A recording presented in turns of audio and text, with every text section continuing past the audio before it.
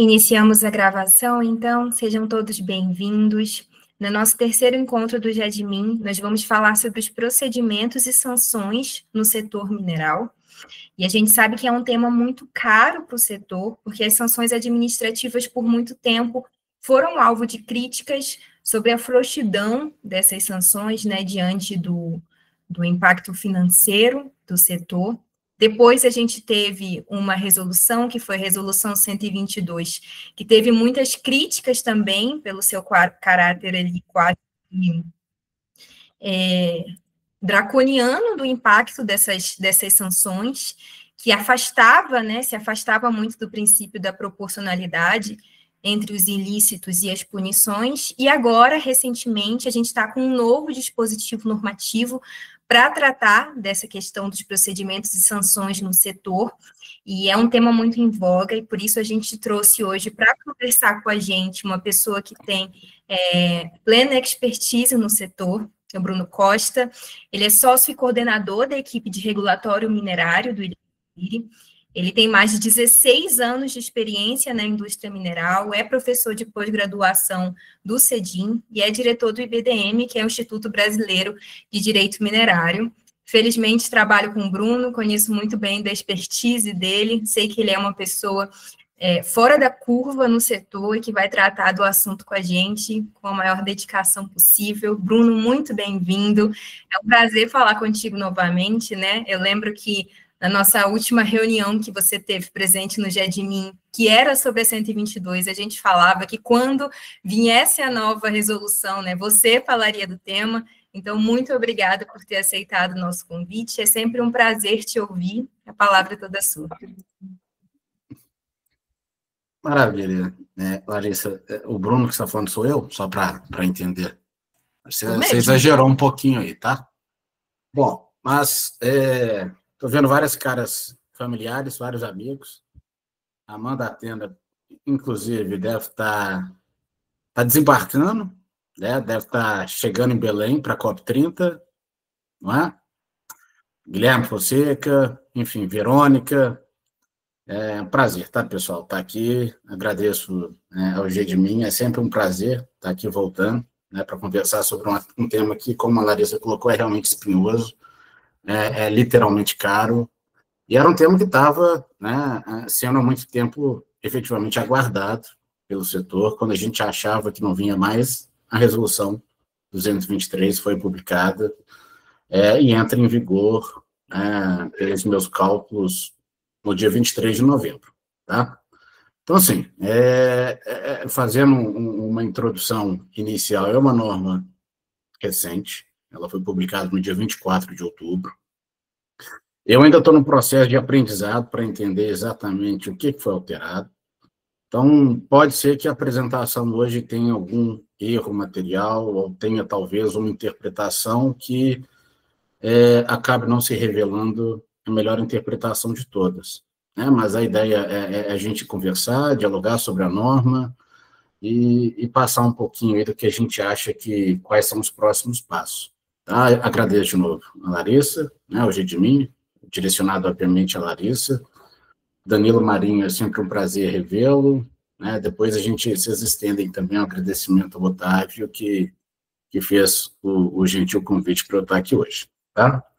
Então, assim, pessoal, nós temos 1 hora para conversar. Já adianto também que, para quem me conhece, eu falo até dizer chega, vou engatar a quinta marcha, e, sem dúvida alguma, esse é um assunto que a gente poderia passar o resto do dia conversando a respeito. Então, assim, é difícil encaixar em 1 hora, mas, ainda assim, antes 1 hora do que nada. Então, eu vou dar sequência, depois do auxílio dos estagiários.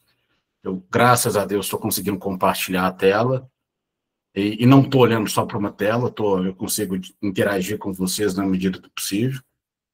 Como a Larissa colocou, eu sou sócio do William Freire, diretor do Instituto Brasileiro de Direito Minerário, e antes de qualquer coisa, um apaixonado pela mineração. Eu costumo brincar que, antes de ser advogado, eu me vejo muito mais como um minerador do que efetivamente como advogado. Não tem mineração, talvez tenha cometido esse erro, lá atrás, mas eu me vejo muito mais como um minerador do que efetivamente como um advogado minerário. Tá? Mas, enfim, isso é papo para outra hora.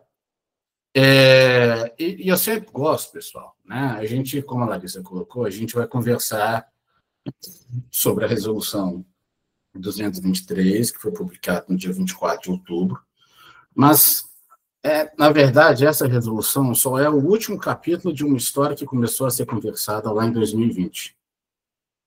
E por que eu falo isso? Lá em 2020, foi publicada a Lei 14.066.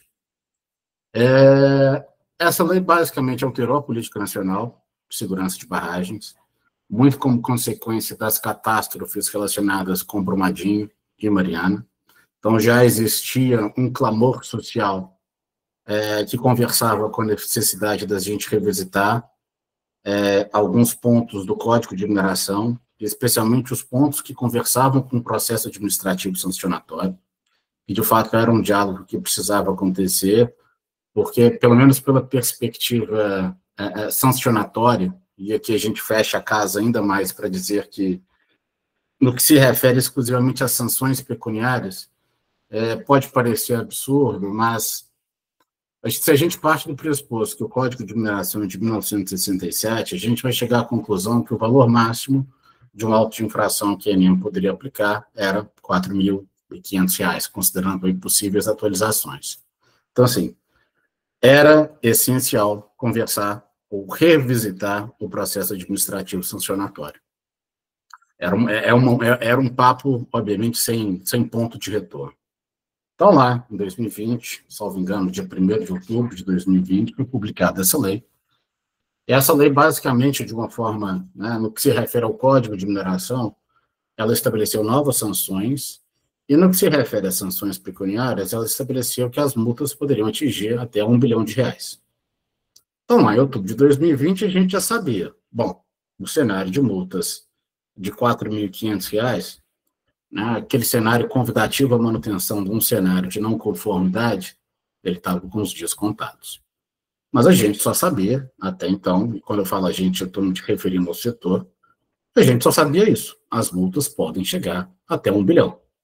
Mas o que vai ser levado em consideração justamente para permitir com que a agência tenha condições de fazer o cálculo e chegar nessas multas bilionárias? A gente não sabia. Então, o segundo capítulo dessa história foi lá em 2022, quase 2 anos após a publicação, né, da lei originária, um decreto presidencial que basicamente definiu os parâmetros que a ANEM deveria levar em consideração para definir o valor das multas. Então, foi estabelecido ali que a agência, né, no papel regulamentador dela, ela teria que levar em consideração 6 critérios distintos. O primeiro deles, natureza e gravidade da infração. O segundo, danos resultantes da infração. Capacidade econômica do infrator, né, porque é um item, né, definitivamente bastante relevante. Porque no cenário, né, pré-alteração normativa, a multa por, hipoteticamente, lavrar em desconformidade com o pai, ela tinha um valor único, independentemente da capacidade econômica do infrator. Então, lá em 2022, por meio desse primeiro decreto, foi indicado que a agência, ao definir o valor da multa, teria que levar em consideração também a capacidade econômica do infrator. A ANEM teria que levar também em consideração circunstâncias agravantes e atenuantes, antecedentes e reincidência do infrator. Então, ali, em fevereiro de 2022, a gente já sabia mais ou menos, a gente já sabia, obviamente, que os valores poderiam atingir R$ 1 bilhão, e a gente tinha uma ideia ainda um pouco obscura do que deveria ser levado em consideração pela agência ao regulamentar esse assunto. E esse decreto também, né, estabeleceu que a ANEM teria 180 dias para poder, efetivamente, a partir das premissas gerais estabelecidas pelo Código e por esse decreto presidencial, teria 180 dias para, de fato, emitir uma resolução tratando do processo administrativo sancionatório. Esse prazo, de certa forma, não foi observado, né, numa conta de padaria. Se esse primeiro decreto foi publicado em fevereiro, o prazo para a resolução venceu ali por volta de agosto, né, e todo mundo que eu acho que está ciente de que a situação da agência ela é, de certa forma, deficitária no que se refere à quantidade de gente, efetivamente, para trabalhar. Né?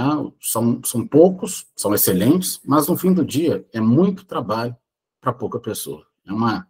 É uma triste realidade, é um daqueles absurdos, né, que a gente, infelizmente, aprende ou acostuma a lidar, quando, na verdade, a gente deveria estar gritando e auxiliando a agência a se estruturar, né, de forma compatível com a urgência do setor. Mas, enfim, isso também é papo para outra hora. Mas fato é que esse prazo não foi observado, um segundo decreto presidencial foi publicado em outubro de 22, salvo engano, e esse decreto estabeleceu que a ANM teria que, sim, regulamentar o assunto até 30 de novembro de 2022. O que aconteceu? Um dia depois desse prazo, a Resolução 122 foi publicada, a resolução que a Larissa trouxe mais cedo, e, diferentemente do histórico recente regulatório da agência, não foi uma resolução em que se priorizou o debate com o setor de forma prévia. O debate aconteceu ali, iniciou-se faltando aproximadamente uma semana para a publicação de fato acontecer. O setor houve, de fato, pouco tempo para poder se manifestar com base numa minuta que foi disponibilizada e que, de fato, mudava completamente o paradigma do processo administrativo sancionatório. Qual foi o resultado? A Resolução 122 foi publicada sem esse anterior diálogo, e parafraseando aqui a Larissa, foi uma resolução bastante criticada, por vários motivos, né, pelo fato dela não ter sido precedida de uma análise de impacto regulatório, pelo fato de não ter existido efetivamente uma participação social no processo de produção da norma, e, no fim do dia, pelo fato de que as sanções pecuniárias estavam efetivamente desproporcionais. Se a gente pudesse trazer a característica principal da 122, tal qual foi publicada, essa característica principal, sem dúvida alguma, seria a desarrazoabilidade, a desproporcionalidade, no que se refere ao valor das sanções pecuniárias. E o ponto interessante aqui é que a própria agência, de certa forma, reconheceu que essa característica era, de fato, evidente e que isso precisava ser alterado. E como que isso seria alterado? A partir do diálogo, né? Que foi justamente a partir do diálogo, né, que, por exemplo, a Resolução 95, que trata de barragens, foi publicada, né, houve um debate intenso. Se a gente pega a resolução, por exemplo, a Resolução 68 de 2021, que trata do plano de fechamento, também foi resultado, né, de um extenso debate com o setor. A Resolução 85, que trata do aproveitamento de estéreis e rejeitos, todas essas resoluções foram objeto, né, de uma efetiva participação popular. A 122, não. Então, a agência reconheceu, a gente tem que conversar com o setor, né, a gente tem que conversar com a academia, e foi exatamente isso que foi feito, né, após a publicação da norma. Então, eu separei aqui, né, de novo, é só um exemplo, né, de tudo aquilo que aconteceu pós-publicação da 122, mas em dezembro, né, 19 dias depois da publicação da norma, teve uma tomada de subsídios. A partir dessa tomada de subsídios, o setor pôde se manifestar de forma textual, propondo melhorias, propondo ajustes para a norma propriamente dita. Em setembro de 24, teve um aviso para uma audiência pública, que de fato foi realizada no dia 2 de outubro de 2024. Foi de novo oportunizado ao setor se manifestar já sobre uma minuta da 122 atualizada, digamos assim. O setor pode contribuir até novembro de 2024, contribuir da forma mais extensa possível, e, né, a ANM voltou, né, para dentro de casa, e a partir, né, dessas contribuições, ela efetivamente acabou publicando a Resolução 223, lá em 24 de outubro de 2025. Tá? pontos relevantes aqui. A resolução 223, ela revoga a resolução 122, e ela vai produzir efeitos a partir do dia 23 de novembro de 2025, né, daqui 12 dias aproximadamente. Então, isso significa, né, que a 122 ela continua vigente de 1º de dezembro de 22 a 23 de novembro de 2025, e me parece que a melhor interpretação é que ela, pelo menos pela perspectiva material, tem que ser a resolução que vai justamente ser levada em consideração para a aplicação das sanções pecuniárias que eventualmente tiverem acontecido nesse intervalo. Tá? Tem outras formas de se pensar, mas me parece, pelo menos pela perspectiva da aplicação da norma no tempo, que essa seria a interpretação mais razoável. Beleza? Eu não sei, Larissa, como é que é a dinâmica, né? Mas se eventualmente vocês tiverem alguma dúvida, pessoal, fiquem à vontade, tá? Para já ir contribuindo. Porque a ideia aqui, para quem me conhece, eu vou engatar a quinta marcha e não vou parar de falar. Então, pode ser que vocês percam o timing aí.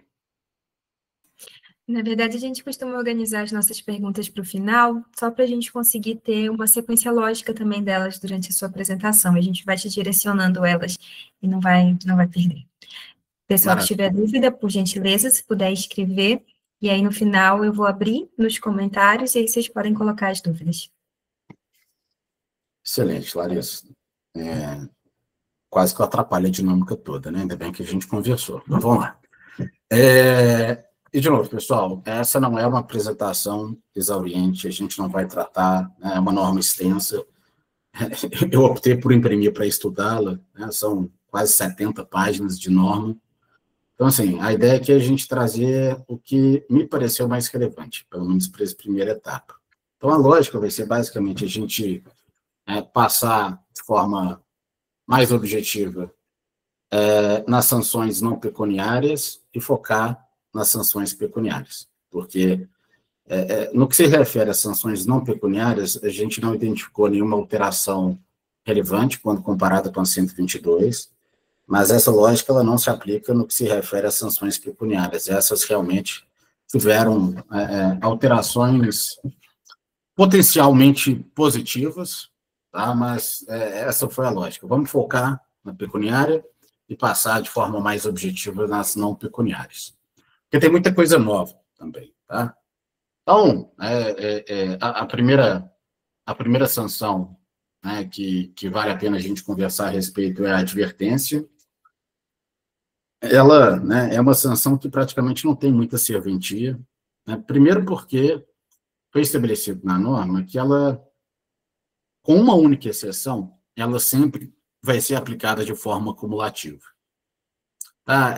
Quando a 122 foi publicada, o setor basicamente dialogou com a agência no sentido de que aquelas infrações de menor potencial lesivo, elas não necessariamente deveriam ser punidas a partir da lavratura de um auto de infração.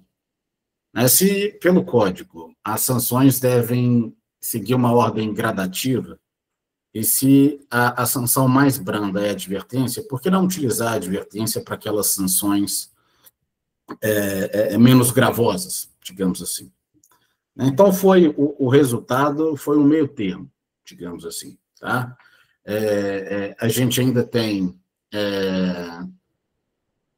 o fato, vamos pegar um exemplo aqui prático. É passível de advertência não iniciar a pesquisa no prazo legal. Mas, embora seja uma sanção passível de advertência, a não observância desse prazo, de acordo com a 223, também daria origem à lavratura de um auto de infração para aplicação de uma sanção pecuniária. A única exceção, ou seja, a advertência ela seria aplicada de forma exclusiva, a única exceção da norma foi na hipótese do titular de uma vara de pesquisa deixar de apresentar os estatutos, contratos sociais ou acordos de acionistas.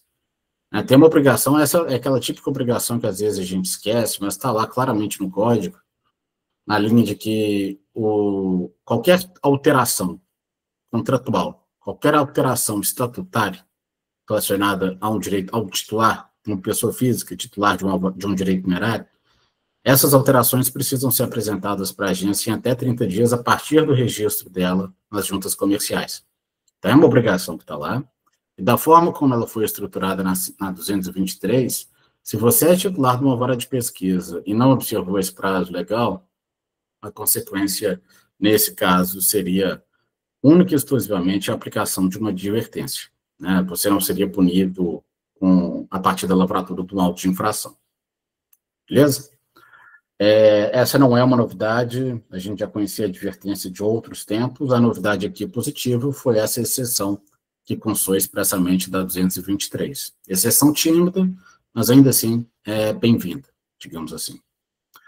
A outra sanção, e essa sim é uma novidade no setor mineral, foi a possibilidade da agência aplicar multas diárias. Qual que é o valor da multa diária? 0,33% do valor base da multa. A gente vai entender mais para frente como é que a gente define o valor base da multa para permitir que vocês tenham condições de entender como definir o valor da multa diária. A limitação da multa diária é R$1 bilhão, né, isso está claro, na 223, e ela tem aplicação também, de certa forma, um pouco restrita. Pela literalidade da norma, a multa diária ela poderia ser aplicada basicamente em 3 situações. A primeira delas, né, seria para aquelas infrações que se prolongam no tempo. O que é isso? Será que lavrar em desconformidade com o pai é uma infração que se está prolongando com o tempo? Parece razoável a gente chegar nessa conclusão. A outra hipótese seria o cenário em que há uma continuidade da infração, ou seja, eu me mantenho num cenário de não conformidade, e a manutenção desse cenário de não conformidade, ele tem potencial para colocar em risco a vida de populações, causar danos ao meio ambiente ou ao aproveitamento racional da jazida. Nessas hipóteses, e aqui a gente vai ter que realmente aguardar as cenas dos próximos capítulos para entender como a agência vai interpretar principalmente essas infrações que se prolongam no tempo, nessas hipóteses, a agência estaria, sim, autorizada a aplicar, né, essa multa diária no percentual de 0,33%. A outra hipótese, e essa me parece também de fácil compreensão, seria se, eventualmente, o titular do direito minerário deixasse de cumprir uma exigência formulada pela agência. Vamos supor, hipoteticamente, que a agência realiza uma vistoria em campo, formula 17 exigências e você não as atende. A ANM, nesse caso, poderia também aplicar uma multa diária, que, até pelo fato dela ser diária, ela vai permanecer sendo aplicada até que, de fato, as exigências formuladas sejam efetivamente cumpridas. Então, um ponto interessante aqui é que, pela literalidade da norma, essa hipótese só seria efetivamente aplicável se o ofício de exigência tiver expressamente mencionado a possibilidade da multa diária ser aplicada na hipótese de não cumprimento das exigências. Eu não sei como é que isso vai ser na prática, mas é um detalhe interessante que, eventualmente, pode ser utilizado para afastar a aplicação dessa sanção. E a terceira hipótese, ou melhor dizendo, o terceiro exemplo que me parece razoável no que se refere às multas diárias, seria na hipótese, por exemplo, do titular do direito minerário descumprir um auto de apreensão, descumprir um auto de interdição, descumprir uma ordem de embargo, ou, eventualmente, descumprir uma ordem de demolição de uma determinada obra. Essas hipóteses, apreensão, interdição, embargo, demolição, a gente vai continuar conversando um pouco mais para frente. Mas a ideia aqui no que se refere à multa diária, ela também poderia ser hipoteticamente aplicada nas hipóteses de descumprimento de alguma ordem emanada pela agência, que, de certa forma, conversa com a necessidade de se interromper, de se suspender uma determinada atividade.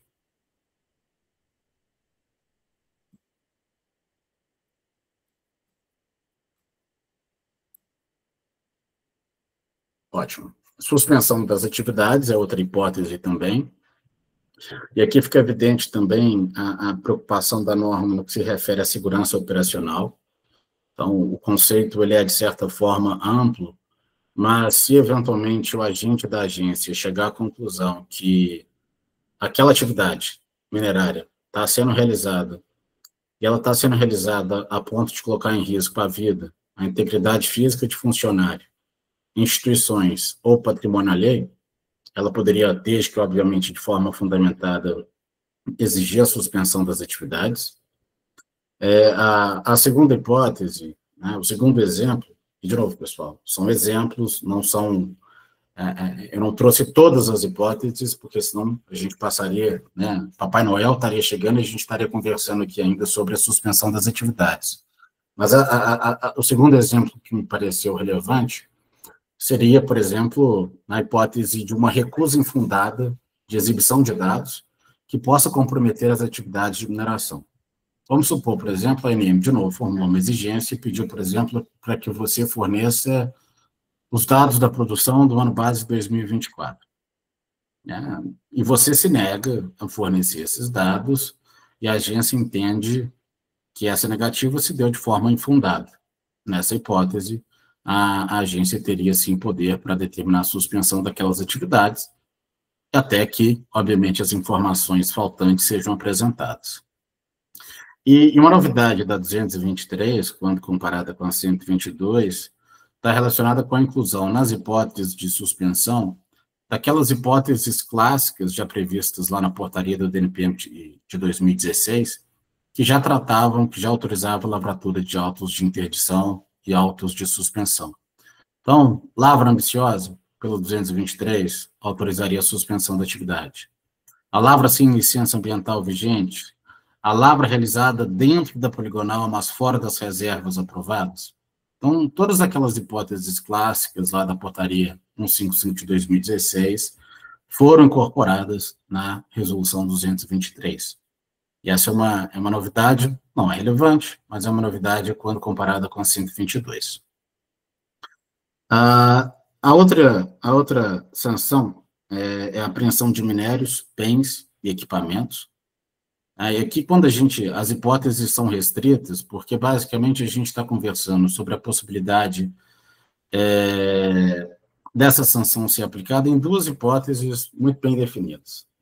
A primeira delas, né, é no sentido de que a ANM poderia ser, por exemplo, poderá determinar a apreensão de um minério, ou a apreensão de um bem, ou a apreensão de um equipamento necessário para a condução da atividade de extração, se ela chegar à conclusão que aquela atividade está sendo suficiente para causar um dano ao patrimônio mineral da União.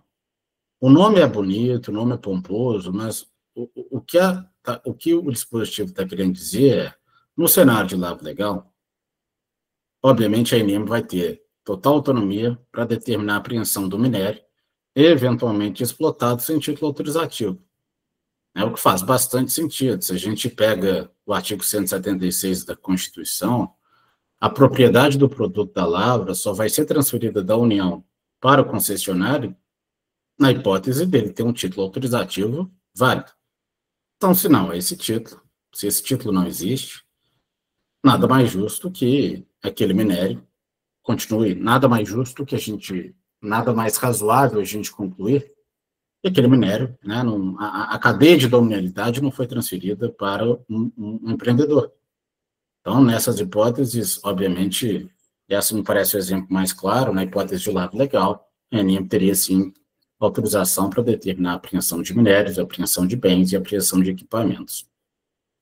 A segunda hipótese, né, e essa eu volto na linha do vamos ter que aguardar as cenas dos próximos capítulos para entender como que ela vai ser aplicada na prática, mas seria no cenário de prosseguimento de operações não condizentes com a Política Nacional de Segurança de Barragens. É bastante amplo o conceito, né? O que é prosseguir de forma não condizente? Seria, por exemplo, o descumprimento de uma obrigação relacionada com a não apresentação de um extrato de inspeção regular no prazo legal, ou seria um reiterado descumprimento das normas relacionadas com a Política Nacional de Segurança de Barragem? Acho que é razoável a gente entender que seria a segunda hipótese, mas a norma, ela não desceu no nível de detalhe suficiente para a gente responder esse questionamento que eu trouxe. Né? Teremos que aguardar as cenas dos próximos capítulos. Embargo de obra ou atividade. Essa é uma sanção específica para barragens de mineração, e o norte para justificar a aplicação dessa sanção é basicamente a operação de uma estrutura realizada de forma a colocar em risco a integridade física ou patrimonial de terceiro. É um conceito bastante amplo também. É uma hipótese adicional às hipóteses já hoje previstas na 95, já hoje previstas na 220, que já autorizariam o embargo de uma determinada barragem. Então, é um coringa, digamos assim, adicional para poder eventualmente ser utilizado pela agência nos cenários, né, como eu disse, de operação a operação de uma estrutura com potencial de colocar em risco a vida ou a integridade física de terceiros, e a demolição de obra, né, que há uma dúvida a respeito da amplitude, né, até que ponto ela poderia ser aplicada para toda e qualquer situação, mas me parece que a intenção da agência foi restringir a aplicação dessa sanção também às barragens de mineração. Tá? Porque se a gente pega pelo menos o caput do artigo que trata dessa norma na 223, eu fiquei com a impressão que a demolição da obra, né, essa sanção seria aplicada exclusivamente para barragens de mineração, e na hipótese em que aquela obra específica, de acordo com o entendimento da agência, implica risco iminente de agravamento do dano ou ocorrência de graves riscos à segurança ou à vida. Então, aqui fica de novo, é mais um exemplo de como que a ANEM realmente está dedicada a tomar como prioritário a segurança da operação. Não só para dentro de casa, não só para dentro do empreendimento, mas, obviamente, em relação a todos aqueles diretamente relacionados ou envolvidos com a operação de um empreendimento minerário. Então, fica mais essa observação. No que se refere à caducidade, pessoal, caducidade é um nome bonito para falar perda do direito minerário. A caducidade nada mais é do que o descumprimento reiterado de uma obrigação estabelecida pelo Código. E aqui a gente não teve absolutamente nenhuma novidade, é uma replicação das hipóteses de caducidade já previstas atualmente no Código de Mineração. Então, as hipóteses clássicas lá do artigo 65 foram replicadas. Então, obviamente, uma concessão de lavra pode continuar sendo declarada caduca na hipótese de abandono, uma hipótese de não cumprimento do prazo para início da lavra, né, que a gente tem que lembrar que o prazo para iniciar a lavra, pela norma, é de 6 meses a partir da publicação da concessão no Diário Oficial da União. O cenário de lavra ambiciosa também seria suficiente para permitir a perda do direito minerário. A extração de substância não autorizada no seu título também seria suficiente para permitir a perda do direito minerário. E o não atendimento de observações da fiscalização, né, também seria suficiente para permitir a perda do direito minerário. A cada um desses itens tem 30 mil detalhes adicionais que a gente poderia continuar conversando, mas aí não é nem o Papai Noel que estaria chegando, já seria o coelhinho da Páscoa do ano que vem, ele estaria passando e a gente ainda está conversando sobre as especificidades desses pontos. Mas o que é relevante aqui é que não houve absolutamente nenhuma novidade no que se refere às hipóteses de caducidade de concessões de lavra e a hipótese de nulidade do alvará de pesquisa, que na verdade é uma caducidade, a hipótese de caducidade no alvará de pesquisa na hipótese de não pagamento da taxa anual por hectare, aquela hipótese clássica que a gente já eventualmente se deparou algum dia. Essas hipóteses também foram previstas, tá? Eu optei por destacá-las das clássicas do 65, porque essas hipóteses de caducidade vieram justamente com aquela lei 14.066, né, lá de 2020, alterações motivadas majoritariamente pelas catástrofes que aconteceram em 2015 e 2019.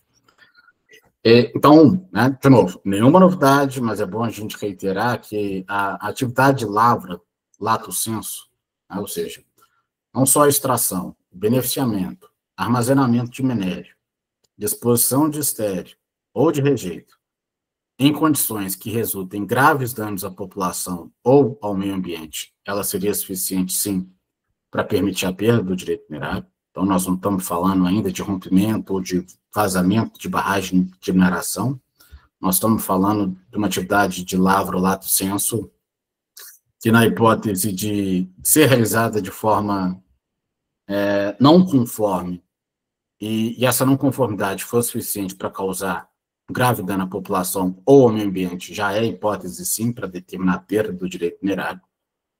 E a segunda, né, e última hipótese aqui da caducidade é a hipótese clássica em que há uma significativa degradação do meio ambiente, ou dos recursos hídricos e danos ao patrimônio de pessoas ou de comunidades em razão do vazamento ou rompimento de barragem de mineração.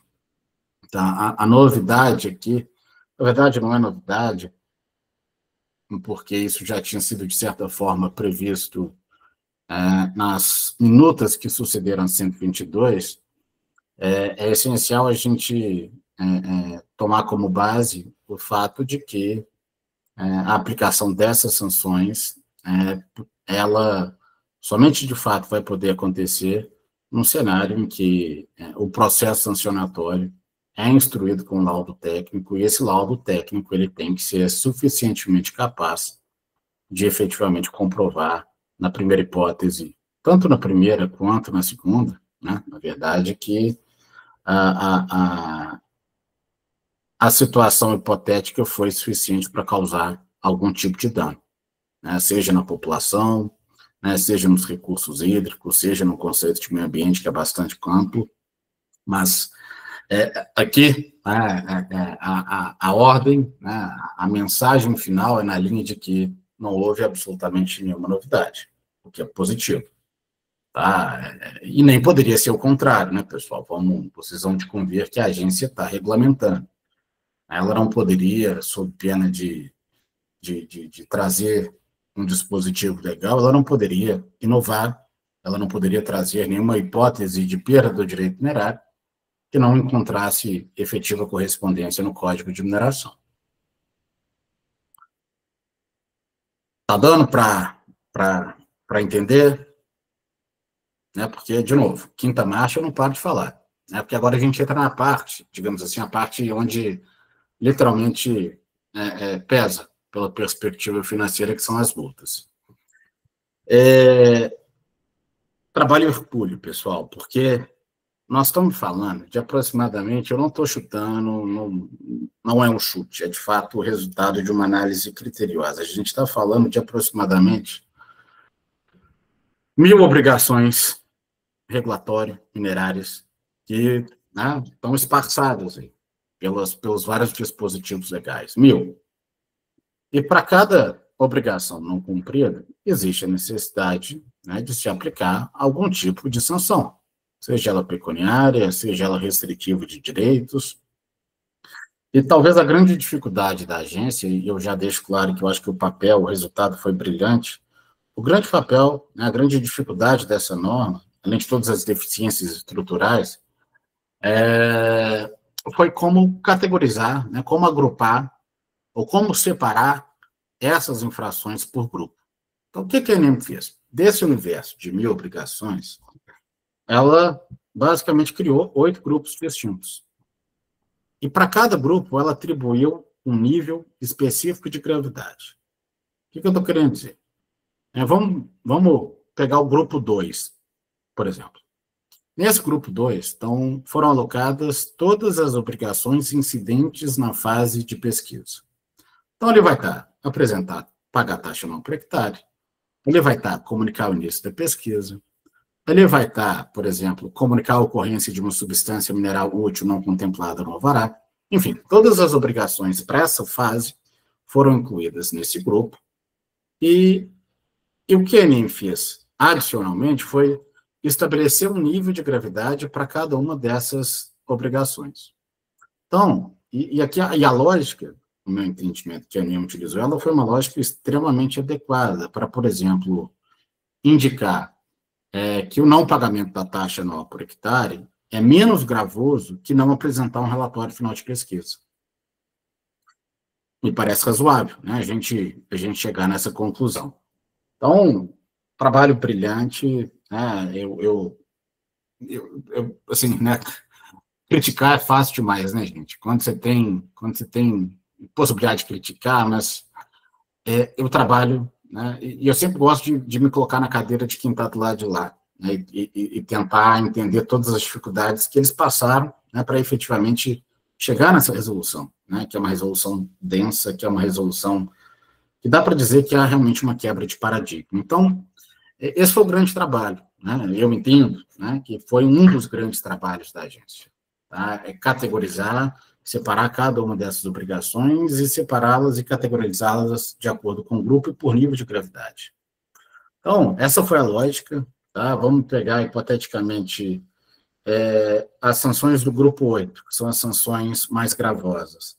Dentro desse grupo, tem aquelas obrigações que conversam, ou, melhor dizendo, nesse grupo foram incluídas as sanções que, obviamente, decorrentes do descumprimento de uma norma, foram suficientes para causar algum tipo de impacto a terceiros ou patrimônio cultural. E dentro desse grupo, o Enem também fez essa gradação adicional de separar o que é gravidade 1 e o que é gravidade 5. Então, ele está, né, já está, se a gente pegar a resolução 223, ali por volta do artigo 23, essa categorização já vai ficar evidente para vocês. Foi separado por grupo, e dentro de cada grupo tem aquelas sanções que a agência está entendendo como sendo de gravidade 1, gravidade 2, 3, 4 e 5. Ok?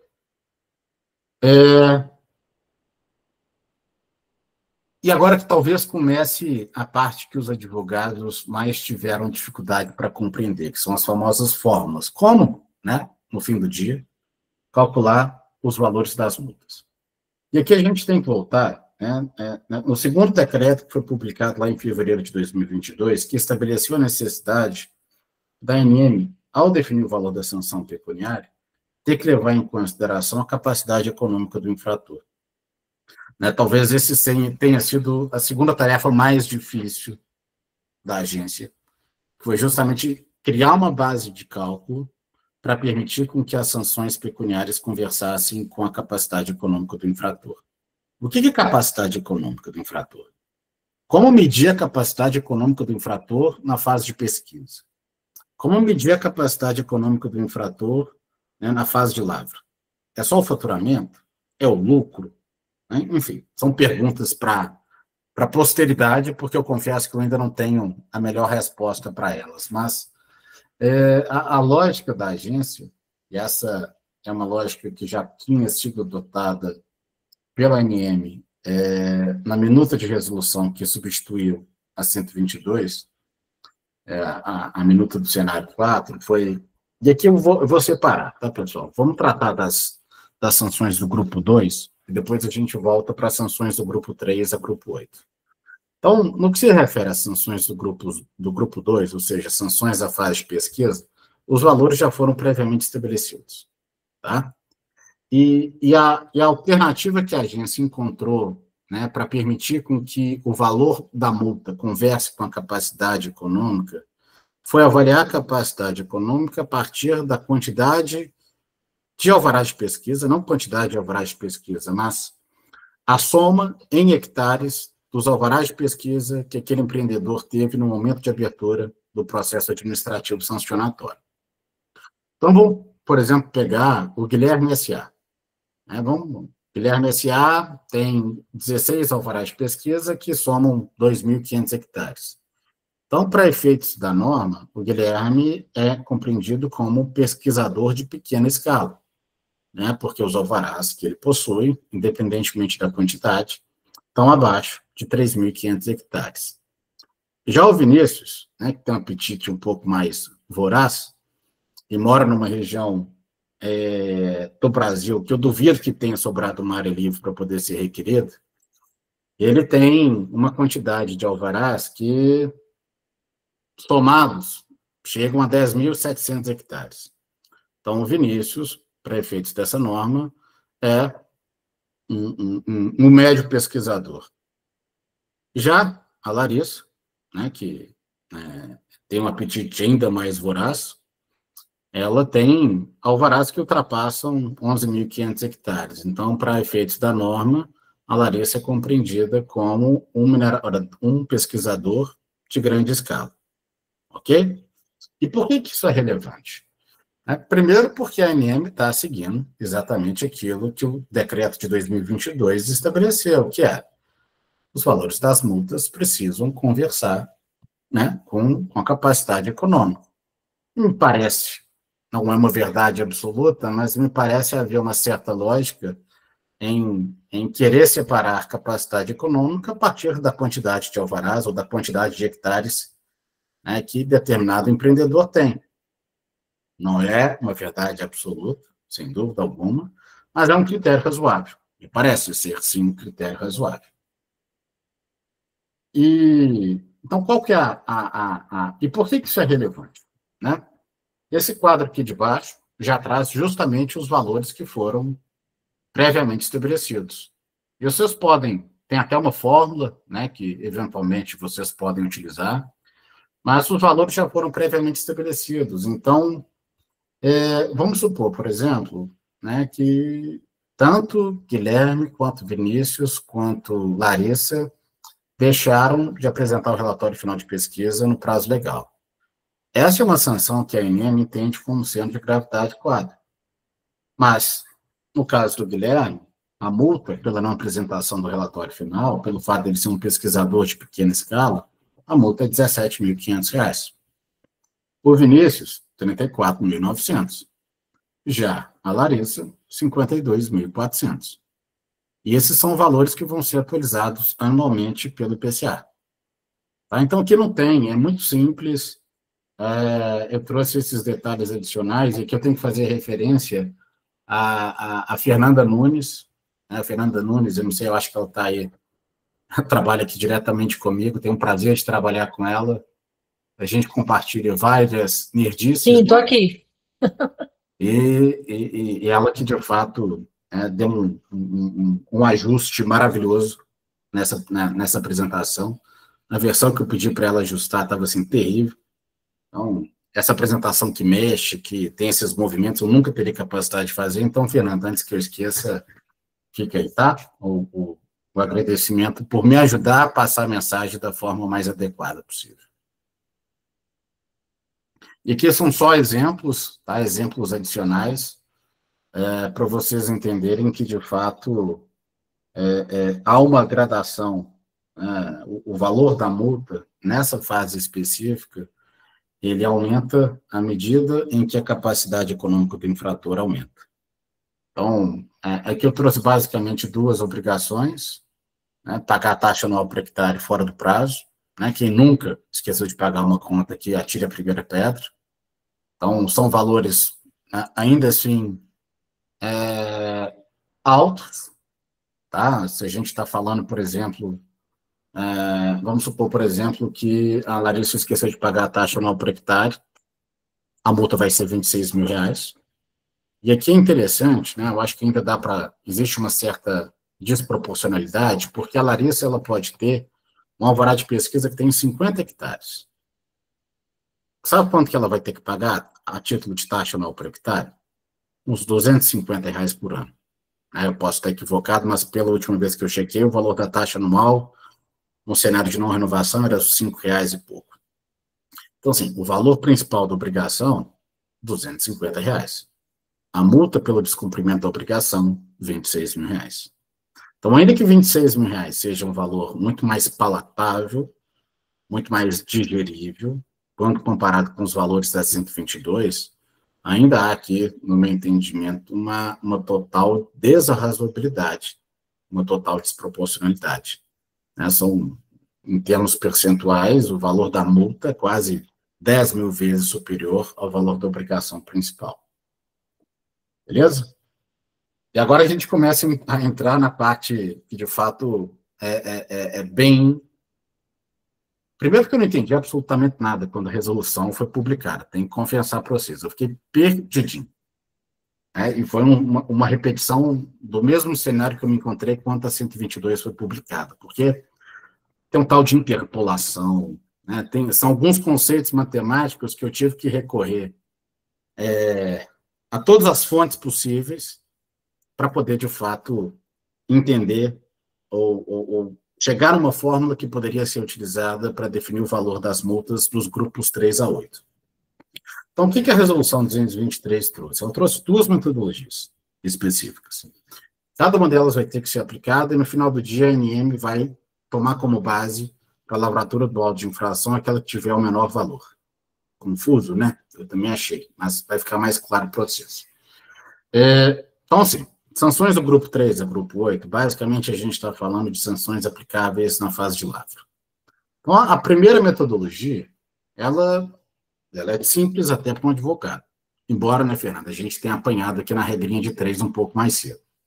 Mas ela é, de certa forma, simples, né? É basicamente a conta que deveria ser feita, a aplicação de um percentual de referência sobre o valor de produção mineral. Né? É interessante a gente conversar sobre o conceito de valor de produção mineral, é a base de cálculo. Tem algumas especificidades, mas de forma bastante objetiva, a gente poderia entendê-lo como sinônimo do faturamento. Tá? Então, vamos supor, por exemplo, que a empresa da Fernanda teve um faturamento de 50 milhões no ano passado. E é uma gravidade, é uma sanção, hipoteticamente, de gravidade 3. Então, o valor base da multa vai ser justamente 0,33750% do faturamento que a Fernanda teve no ano de abertura do processo administrativo sancionatório. Os valores podem ser bem expressivos. Tá? Então, essa é a primeira metodologia. Tá? Ela é, de certa forma, simples de se entender. Eu peguei aqui, por exemplo,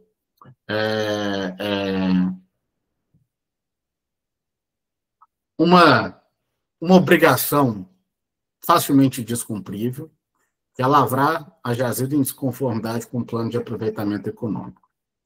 De acordo com a 223, essa é uma sanção que está no grupo 4. A ANM entendeu que é uma sanção de gravidade 4, e aqui, até mesmo para chocar, eu optei por utilizar um faturamento bilionário, um faturamento de 5 bilhões de reais. Então, se a gente volta, né, na planilha desse slide, né, o valor base da multa vai ser justamente 1,01250% de 5 bilhões de reais. Então, nesse cenário, a gente estaria falando de uma multa de 50 milhões de reais pela lavra realizada em desconformidade com o plano de aproveitamento econômico. Ok? Aqui, de novo, o objetivo é literalmente deixar claro que estamos diante de valores expressivos. Nem toda, acho que são, né, o faturamento de 5 bi ano é quase que restrito aos grandes players da mineração brasileira.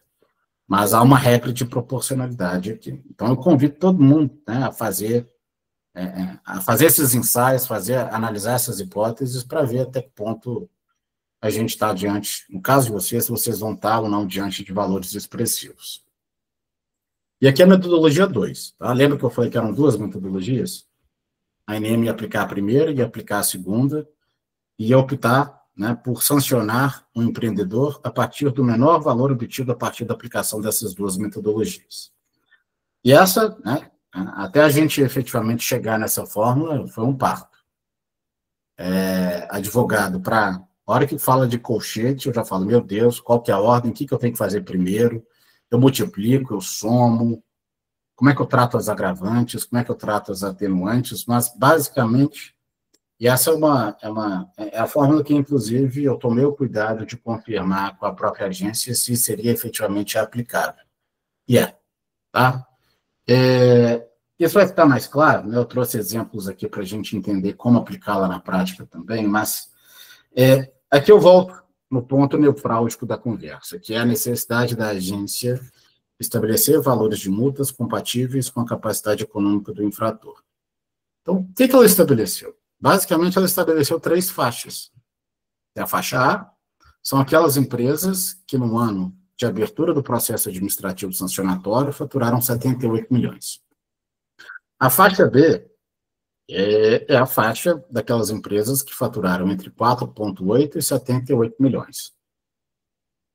Perdão, me confundi. Vamos recapitulando. A faixa C são aquelas empresas, aqueles empreendimentos que faturaram até 4,8 milhão no ano de abertura do processo sancionatório. A faixa B é a faixa intermediária, é aqueles que começam faturando 4,8 e vão, né, vão até 78 milhões. E a faixa A é aquela faixa quase do tamanho da Avenida Brasil, né, começa no Rio de Janeiro e termina lá na cidade da Fernanda, lá em Juiz de Fora, né, ou seja, uma faixa gigantesca, Fernanda Carioca, né, Fernanda? E o que a ANEM fez, basicamente, foi estabelecer valores mínimos e máximos que vão conversar com cada uma dessas faixas e vão ter que conversar também com a gravidade de cada uma dessas infrações.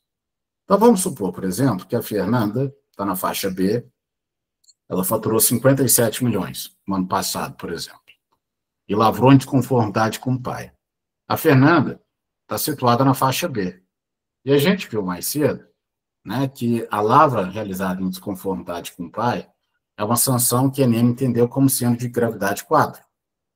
Então, o que isso nos vai dizer?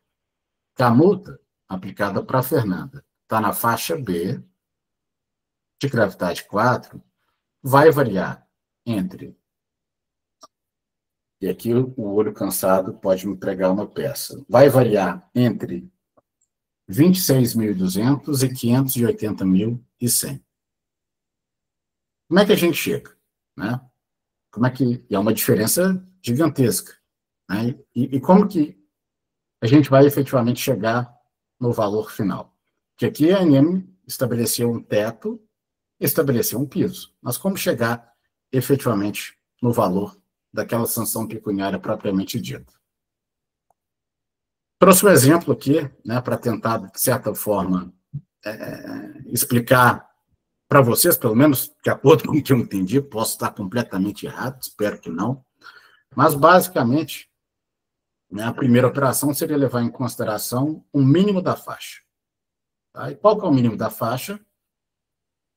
E aqui eu usei um outro exemplo, tá, pessoal? Eu já saí do exemplo da Fernanda, eu voltei para o meu exemplo de um faturamento de 5 bilhões de reais. Um faturamento de 5 bilhões de reais é um faturamento que, como a gente viu, está na faixa A. Qual que é o mínimo da faixa A para uma sanção de gravidade 4? 638 mil. Então, 638 mil mais o percentil. A última vez que eu tive que estudar percentil foi quando minha esposa estava grávida. E eu efetivamente tive que entender qual era o tamanho da minha filha, considerando, né, os outros serizinhos ainda a nascer. Mas, assim, né, de uma forma bem simplória, e vamos imaginar essa faixa A, né, a faixa A que começa em 78 milhões, e vamos imaginar que ela termina em 260 bilhões, hipoteticamente. É uma faixa gigantesca. Quanto mais próximo do começo, menor vai ser o meu percentil. Quanto mais próximo do fim, maior vai ser o meu percentil. Então, para fins exclusivamente hipotéticos, eu estou entendendo que o meu percentil é 98%. Então, o resultado, tá, o resultado da aplicação dessa forma leva à conclusão que a gente está diante de uma multa de 7.844.922 exatos. Porque o primeiro passo é você pegar o valor mínimo da faixa, levar em consideração o percentil e multiplicá-lo pelo delta existente entre o máximo e o mínimo da faixa. Então, voltando aqui para o quadro, né, basicamente a gente está aplicando o que foi estabelecido no slide anterior. 638 mil, que é o valor mínimo da faixa, mais o percentil, que a gente hipoteticamente entendeu como sendo de 98%, multiplicado pelo delta entre o máximo da faixa, que são 7.992.000, menos o mínimo da faixa, que é 638.100. E aqui, obviamente, a gente não está levando em consideração nenhuma situação agravante, nenhuma situação atenuante, não estamos nem levando em consideração a possibilidade de estarmos diante de uma reincidência específica. Então, o valor base, no caso, vai acabar sendo o valor final da multa. A partir da aplicação da metodologia 2, a gente chegaria em 7.800.000, que é bem menor, né, que o resultado da metodologia 1. Na metodologia 1, a gente chegou em 50 milhões. Na metodologia 2, a gente chegou em quase 8 milhões de reais. E aí, o que eu faço? Aplico os 50, aplico os 7, e pela norma, pelo artigo 58, o que fazer já foi previamente estabelecido. Então, o que a ENEM tem que fazer? Ela tem que calcular o valor base da multa pela metodologia 1, 50 milhões, nesse exemplo que eu trouxe. Ela tem que calcular o valor da multa pela metodologia 2, 7 milhões, no exemplo hipotético que eu trouxe. Ela tem que aplicar os percentuais de agravante, atenuante, coisa que nós vamos ver mais para frente, e ela vai escolher o menor valor final obtido entre as duas metodologias. E ela vai, efetivamente, sancionar o empreendedor a partir do menor valor obtido, a partir da aplicação de uma dessas duas metodologias. Compreendido? Pelo menos foi a forma como a gente entendeu. Tá? Mas me parece que, de fato, até pelo fato, são vários fatos numa frase só, mas analisando a literalidade do artigo 58, eu acho que vocês vão convir conosco que é exatamente isso que tem que acontecer. Eu vou dar prosseguimento aqui, pessoal, porque já tem algumas perguntas surgindo, mas a gente não pode deixar de levar em consideração também que a ENEM tem que levar em consideração agravantes e atenuantes. Agravantes são basicamente aquelas circunstâncias legais, e aqui está em itálico porque é uma reprodução do conceito de agravante trazido pela norma. Então, são as circunstâncias legais não integrantes do tipo infracional, mas que a eles se ligam com a finalidade de majorar o valor da sanção pecuniária até o seu limite legal. Quando a gente está falando de agravante, basicamente a gente está falando de dois cenários distintos. Quantidade de infrações definitivas cometidas pelo empreendedor nos últimos 5 anos. Então, no cenário de 1 a 5 sanções definitivas nos últimos 5 anos, o valor base da multa já vai ser acrescido em 10%. De 6 a 10 sanções definitivas, né, sanções definitivas é aquela que de fato já se encerraram, é aquela que não desafiaria nenhum tipo de recurso administrativo, ou seja, no cenário de 6 a 10, a multa já seria acrescida em 20%, mais de 11 sanções definitivas, 30%, e o valor da multa também ele pode ser agravado a partir do dano resultante da infração. Então, se a gente pegar o anexo 5 da norma, a gente vai ver ali exemplos que também autorizariam a majoração do valor da base da multa.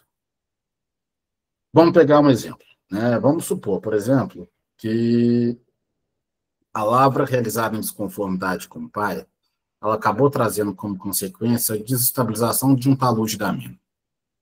Nesse cenário, o valor base seria acrescido em 10%, porque a desestabilização de talude foi levada em consideração pela agência como sendo uma situação que autorizaria a majoração do valor da multa em 10%. No cenário de impacto ambiental regional, a multa seria acrescida em 60%. No caso de subsidência regional, a multa seria multiplicada por 10. No caso de grandes desastres ambientais, multiplicada por 20. No caso de grandes desastres com morte de trabalhador, também seria multiplicada por 20. São exemplos, tá, pessoal? O anexo 5 tem a lista definitiva das situações que autorizariam a majoração do valor da multa. No que se refere a atenuante, a norma ela foi, de certa forma, um pouco mais tímida. E, basicamente, a gente tem duas situações. Eu acho que, na verdade, a primeira nem é uma atenuante, né? É uma consequência processual de uma opção feita pelo empreendedor. Mas, da forma como consta hoje do artigo, salvo engano, 59 da norma, se você reconhece que cometeu infração administrativa e renuncia o direito de recorrer, você ganha um desconto de 60%. Convidativo, né? Quem não quer um desconto de 60%? Só tem que tomar cuidado, porque, às vezes, o reconhecimento de uma infração administrativa pode trazer impactos, né, em outras esferas de responsabilização.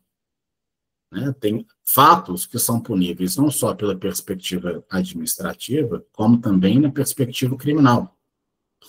Vamos imaginar, por exemplo, lavrar sem título autorizativo.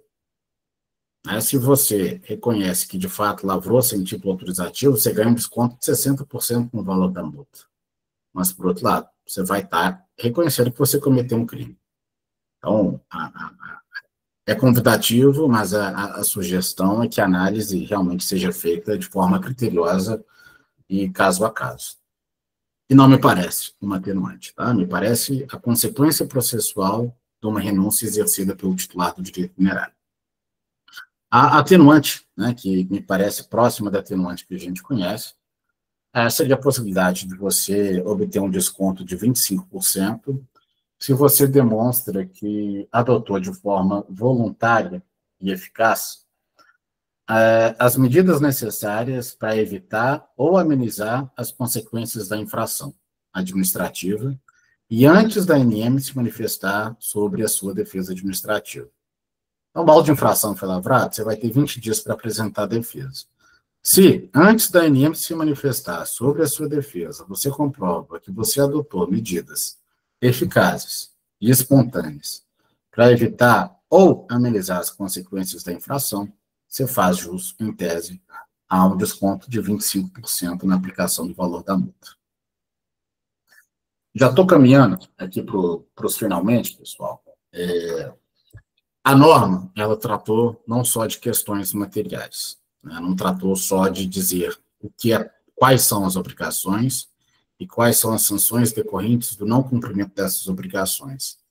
Ela também trouxe regras processuais, regras que conversam literalmente com o processo administrativo sancionatório. O capítulo que trata desse assunto ele é extenso, então a ideia aqui é só trazer breves observações sobre aquilo que me parece relevante. E aqui eu acho, né, que, pelo menos no que se refere a essa primeira observação, a agência, obviamente, tem os seus motivos, mas eu confesso que eu fiquei sem entender. Tá? Porque foi estabelecido que não vai ser conhecido manifestações protocoladas em processos que não sejam o processo administrativo sancionatório específico da atuação que se refere. Que a gente sabe, né? Tem um processo minerário e tem um processo administrativo sancionatório que vai cuidar de tratar de questões exclusivamente sancionatórias. Então, o que a norma está dizendo é que se você, por um acidente, protocoliza a sua defesa no processo minerário, a sua defesa não vai ser conhecida. Faz sentido? Faz. Né? Se está certo ou errado, eu deixo aí para vocês opinarem, mas essa é uma novidade que pode eventualmente merecer algum tipo de destaque. O outro ponto, esse ponto sim é positivo, né, porque, né, dentro do direito da mineração, nem sempre as respostas estão 100% localizadas no código, no regulamento, e a gente, né, existe a Lei de Processo Administrativo Federal, Lei 9784, e existe a Lei 9.873, que estabelece alguns limites temporais para o exercício do poder de polícia pelo Estado. E uma dessas leis, né, é justamente a 9.873 de 99, ela estabelece um critério temporal para permitir que a administração pública federal exerça efetivamente o poder de polícia. E há um prazo temporal de 5 anos. Então, o ponto positivo aqui a ser destacado é que já foi incorporado para dentro da 223 a possibilidade ou a necessidade da gente observar os prazos decadenciais estabelecidos em legislações não exclusivamente minerárias.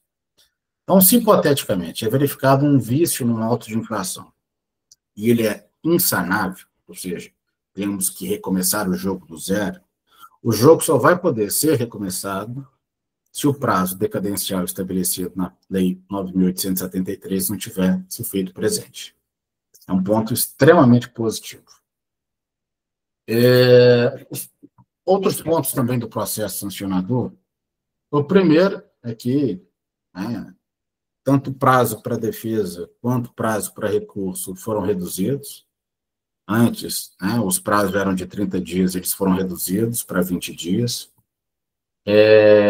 A lógica recursal ela é muito parecida com a lógica adotada na Lei de Processo Administrativo Federal, ou seja, você direciona a defesa para a autoridade que lavrou o auto de infração. Na hipótese de não acolhimento da defesa, um recurso continua sendo apresentado também para a autoridade competente, para permitir com que ele exerça o poder, exerça um juízo de retratação, e na hipótese de não exercício desse direito, somente nessa hipótese que ele encaminharia o processo administrativo para a autoridade hierarquicamente superior. Então, a lógica recursal é muito semelhante à lógica do processo administrativo federal, regulado pela Lei 9.784. E um ponto bastante relevante da norma é as situações em que o minerador efetivamente foi intimado de uma decisão administrativa. Nós estamos acostumados a contar prazo da publicação no Diário Oficial. Enquanto não foi publicado no Diário Oficial, em tese, aquele ato administrativo não existe. Então, a gente vai ter que repensar, porque a publicação no Diário Oficial ela vai acontecer de forma excepcional, dentro da nova lógica da 223. A intimação ela vai acontecer majoritariamente por meio de um sistema eletrônico, na data em que for registrada a ciência. O SEI, até onde eu sei, de novo, são vários SEIs na mesma frase, mas o SEI da agência ainda não está, me parece, suficientemente aparelhado para permitir com que haja registro de ciência de um documento eventualmente inserido com restrição de acesso. Mas se isso já foi colocado na norma, é indício de que talvez a gente tenha, em breve, uma solução tecnológica para permitir com que o SEI seja alterado para permitir com que a ciência seja registrada. A segunda hipótese, por via postal, na data de seu recebimento. É o famoso ofício, vai mandar ofício. Pode mandar e-mail. Imagina um e-mail sendo enviado, comunicando da lavratura do auto de infração. Será até que ponto isso seria suficiente para a intimação acontecer ou não? Pessoalmente, na data de ciência do notificado, seria o caso, por exemplo, do auto de infração sendo lavrado imediatamente após o acontecimento de uma vistoria. E aqui, de novo, por intimação no Diário Oficial, na data de sua publicação, apenas se as modalidades de intimação anterior não acontecerem. Isso é relevante. Isso é uma quebra, é uma regra completamente nova. E, de certa forma, faz bastante sentido, pessoal, porque se a gente pegar a Lei de Processo Administrativo, a intimação por publicação no Diário Oficial, ela se dá apenas quando o destinatário é incerto ou quando ele não tem domicílio comprovado. Não é o caso dos titulares de direitos minerários. Então, gostemos ou não, me parece bastante alinhado essa lógica à Lei de Processo Administrativo Federal. E para terminar aqui por hoje, de novo, poderíamos passar o resto do ano conversando, 3 observações que me parecem relevantes. Então, todos esses valores que a gente conversou, eles vão ser reajustados anualmente, de acordo com a variação do IPCA. As regras do processo administrativo sancionatório, elas, até por serem regras processuais, elas têm aplicação imediata. Então, elas se aplicam, inclusive, para processos de cobrança que, eventualmente, já estejam em curso. E, como eu disse mais cedo, comecei minha fala dizendo, essa é uma resolução que ainda não entrou em vigor. Ela vai entrar em vigor daqui 12 dias, se os nossos cálculos estiverem corretos, e ela vai servir de orientação para definição, né, do processo administrativo sancionatório para qualquer infração que seja cometida a partir dessa data. Entre 1º de dezembro e 23 de novembro, aplica-se a 122. Bom, era isso. Deixa eu ver. Pronto, acho que eu parei de apresentar. Não. Parei? Agora sim parei. Parou. Bruno, muitíssimo obrigada, como você costuma falar, né? Excepcional, uma apresentação excepcional, muito esclarecedora, me rendeu ótimas anotações aqui. Muito obrigada pela tua disponibilidade, por estudar o assunto e trazer para a gente de forma tão clara, de verdade, me sentindo uma verdadeira aula aí. Muito obrigada. A gente vai abrir agora para perguntas, gente. Eu vou pedindo para vocês irem escrevendo no chat para a gente, e aí a gente vai destinando ali para o Bruno responder, tá certo? Bruno, se você tiver disponibilidade, então, para a gente responder algumas perguntas nossas. Claro. Vou começar aqui com a Carla Galan. Como vocês estabeleceram o máximo da faixa A? É uma ótima pergunta, tá, Carla? É um chute.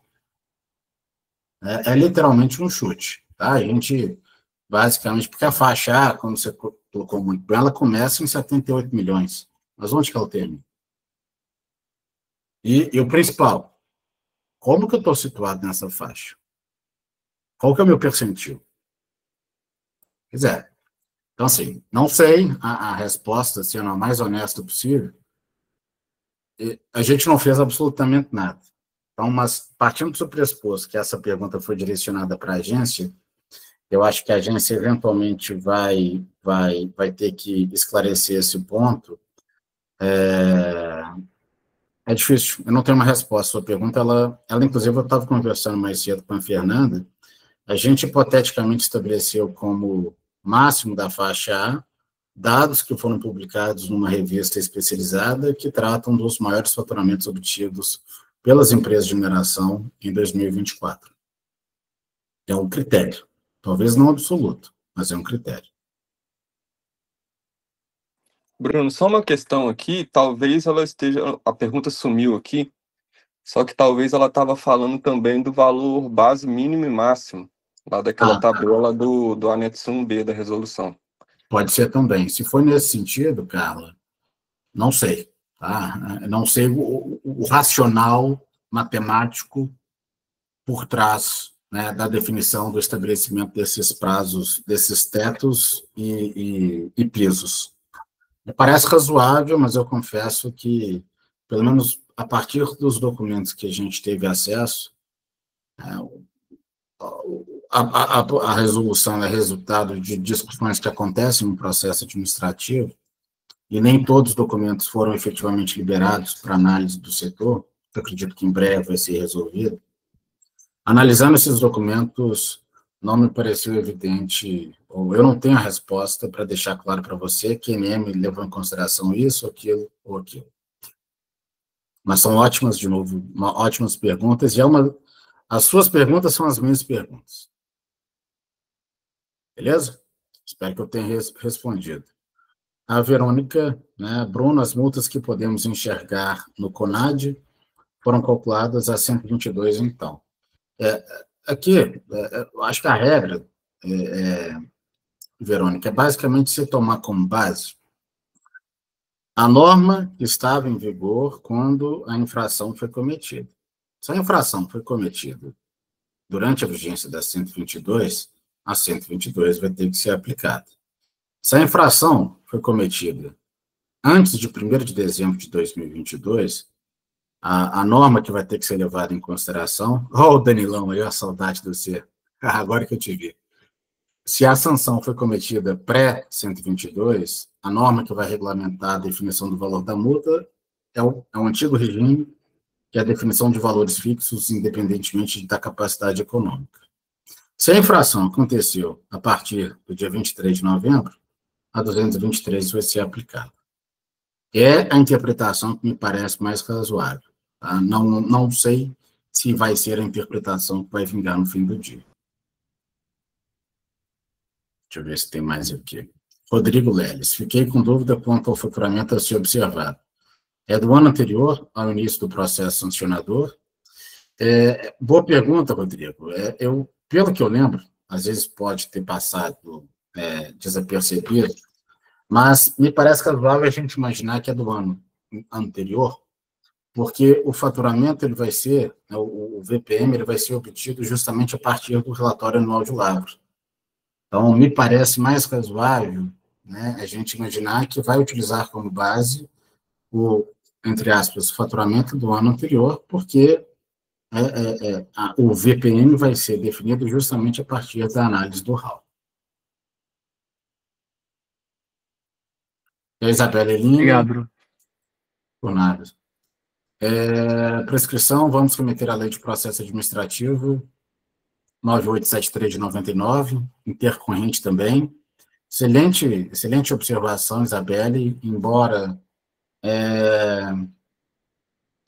de forma não expressa na 223, não há absolutamente nada que exclua a possibilidade de se alegar prescrição intercorrente. A gente, inclusive, obteve algumas decisões positivas nesse sentido, a ANM reconhecendo a aplicação da prescrição intercorrente em processos administrativos, algo que eu não acreditava que eu fosse ver com tanta facilidade, mas, embora não esteja expressamente previsto, não há absolutamente nada que afaste a necessidade da agência observá-la na prática também.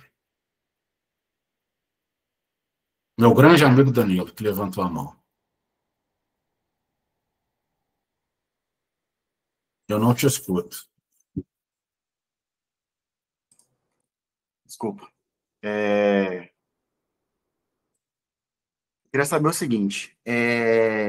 Primeiro, se vocês estão acompanhando a aplicação da 122 nesse período, né, nesse intervalo.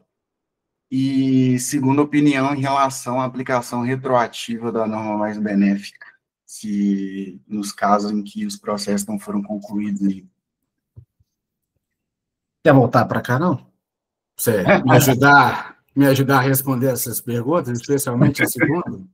Assim, a primeira, Danilo, é que, assim, obviamente, estávamos acompanhando, desconhecia, tá? Até hoje, qualquer infração lavrada com base na 122. Hoje, né, e a gente recebeu a notícia de que um cliente já foi sancionado com base na 122. A gente está falando de um fato gerador de dezembro do ano passado, aliás, dezembro de 22, 29 de dezembro, enfim, já sob a vigência da 122 e a ANM utilizando para definição do valor do cálculo a 122, foi a primeira vez que eu vi isso acontecendo, até porque, como você sabe, até então, os próprios sistemas da agência não estavam suficientemente aparelhados para permitir a definição do valor da multa. Então, estávamos acompanhando até hoje, curiosamente hoje, desconhecíamos a aplicação, a utilização da 122 para a lavratura de autos de infração. No que se refere à aplicação, eu acho que isso é um debate que a gente vai ter que ter, é um feeling que eu tive, que aqui,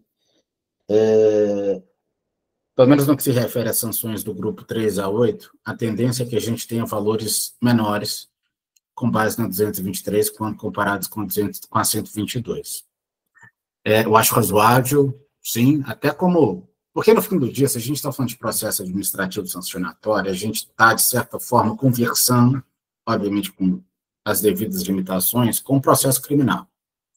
Então, existem algumas doutrinas, existem algumas decisões, acho que ainda não dá para dizer em jurisprudência, mas algumas decisões administrativas que reconhecem, sim, a possibilidade de você aplicar uma norma posterior dentro da linha de que ela é mais benéfica ao réu, digamos assim.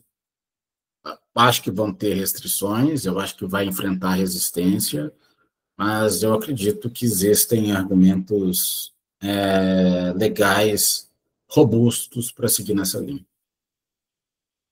Legal. O que você acha? A minha dúvida principal era se se a gente tem uma grande quantidade de casos aí, né, em curso, para que essa discussão realmente ganhe uma força grande aí, mas Sem dúvida. eu acho que é o que você falou, né? Aplicação do princípio geral que é aplicado no direito sancionador, vamos dizer assim, que é principalmente no direito penal, deveria ser aplicado nesse caso também. Sem dúvida. Sem dúvida. Mas vamos ver, né? Nós estamos começando, digamos assim, esse novo cenário agora. É algo realmente quente e contemporâneo, digamos assim.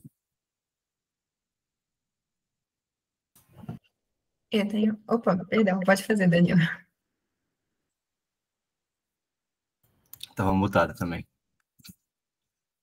Eu tenho uma pergunta que é mais uma análise comparativa entre a 122 e a nova 223. Não vem com pergunta difícil, não, Danilo. 8 Não, é mais opinião, é mais sua opinião do que... Danilo, você pode falar o que você quiser, você pode pedir o que você quiser. Você pede, eu atendo. A 122 tinha uma discussão muito grande de... enfim, se falava muito que ela tinha muito bis in idem nela, né?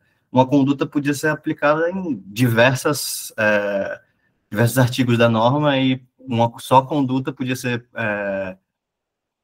punibilizada de diversas maneiras. Então, a gente ficava muito sem saber o que fazer, porque tinha uma certa discricionalidade da agência que poderia lavrar só de alguma coisa ou talvez de todos ao mesmo tempo, e geraria essa confusão. Você acha que a 223, ela fez um bom trabalho em evitar isso, ou se mantém uma certa discricionariedade? Eu acho que houve uma tentativa, Danilo, de se limitar à aplicação do bis in idem.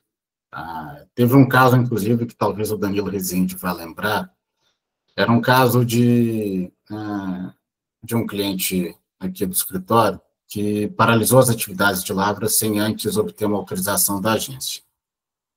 E você sabe, né, que se você quer pedir a suspensão temporária, você tem que ir lá na NRM 20.3 e instruir o seu pedido de suspensão com 17 estudos e documentos distintos. E nesse cliente, no caso desse cliente, ele foi sancionado não apenas por paralisar sem suspensão, como deixar de requerer a suspensão, e teve um auto de infração lavrado para cada item da NR 20.3 que não foi apresentado. Então, a sensação, e foi até uma vitória relevante do escritório, talvez não em termos financeiramente interessantes, né, porque a gente estava num cenário de multas de R$5 mil, mas a defesa foi muito na linha de que eu estava sendo sancionado 19 vezes pelo descumprimento de uma única obrigação. Então, eu acho que esse foi um papo, inclusive, debateu-se até onde eu consegui acompanhar. Esse foi, de fato, um assunto bastante debatido na diretoria colegiada, durante o processo de repaginação da norma. Tem um artigo, inclusive, que fala, ou que dá a entender que seria aplicado, nessa hipótese que eu trouxe, seria aplicado um único auto de infração, mas a norma ainda ela tem algumas contradições.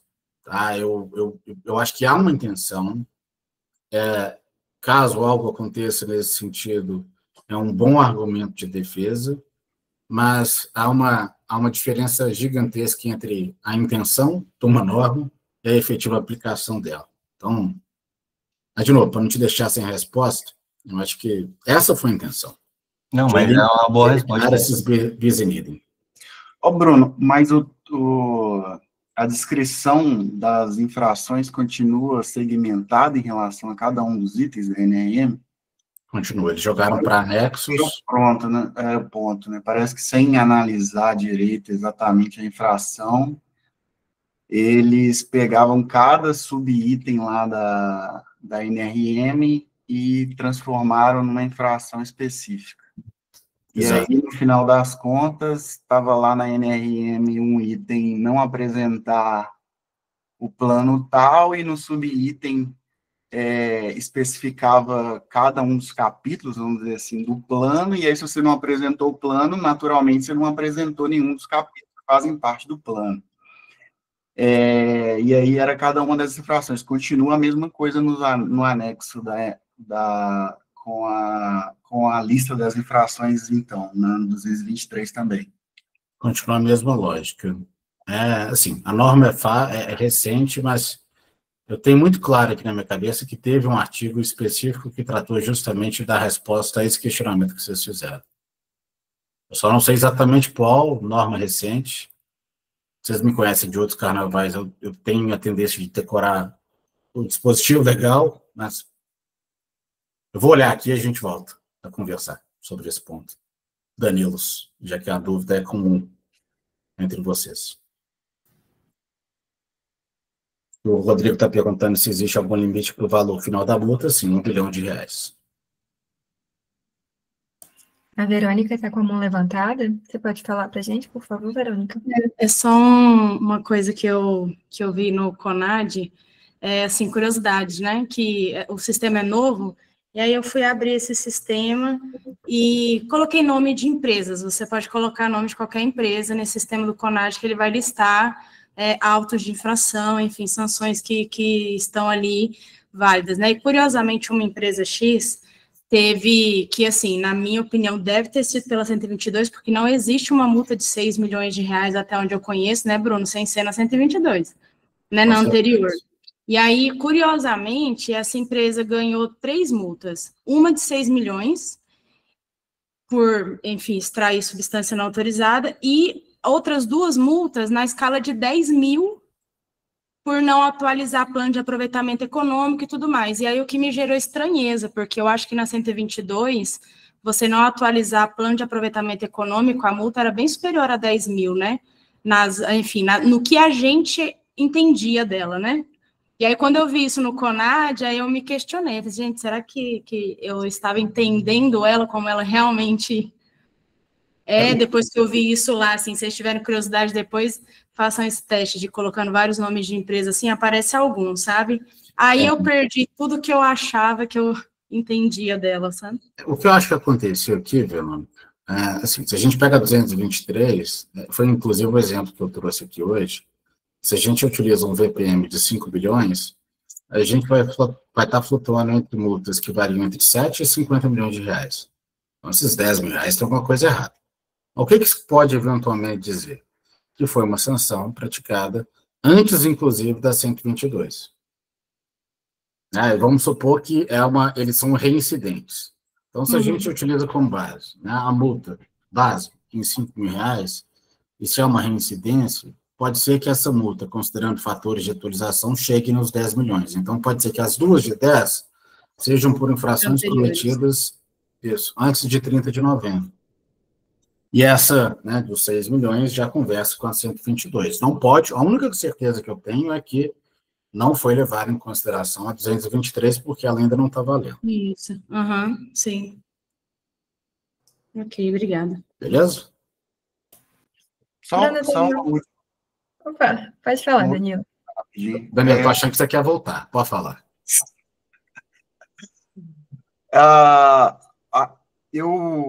Eu vi que a ANM ia criar um sistema específico, né? Firmina. Isso foi para frente? Aqui. Eu nunca tive acesso a ele, eu acho que não teremos, é algo específico para a agência, mas até onde eu entendi, sim, ele estava já finalizado. E era justamente a não atualização que impedia a definição dos valores das multas. E só uma curiosidade, esse sistema ele foi mencionado na última ROP da diretoria colegiada.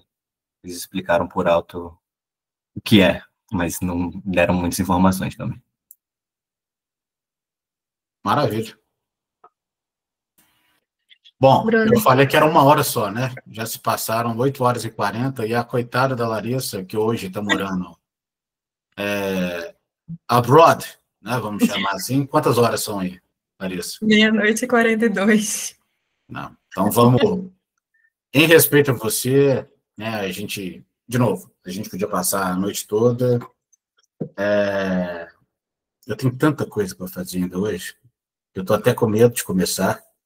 Mas, de novo, eu não podia deixar de de participar, é um prazer. Não existe nenhuma faculdade, eu acho que outras acabaram imitando, mas a primeira, original, a tratar sobre direito minerário foram vocês. Vocês fazem um trabalho brilhante. Você, Danilo, Otávio, é de se louvar, tá? O que vocês fazem, parabéns. Agradeço e contem comigo para este e outros assuntos. Bruno, muito obrigada pela tua disponibilidade. A gente sabe que é um esforço para tu estar aqui com a gente. A gente agradece muitíssimo. Agradece esse reconhecimento que você dá ao GEDMIN por sempre aceitar os nossos convites. E os nossos canais estão abertos, então, para quando você quiser retornar, para dar um oi para a gente. É muito bom ter você aqui com a gente, viu?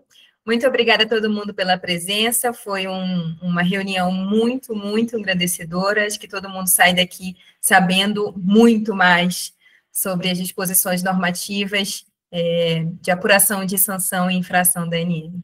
Muito obrigada, Bruno, uma boa noite, pessoal. Um abraço, até mais.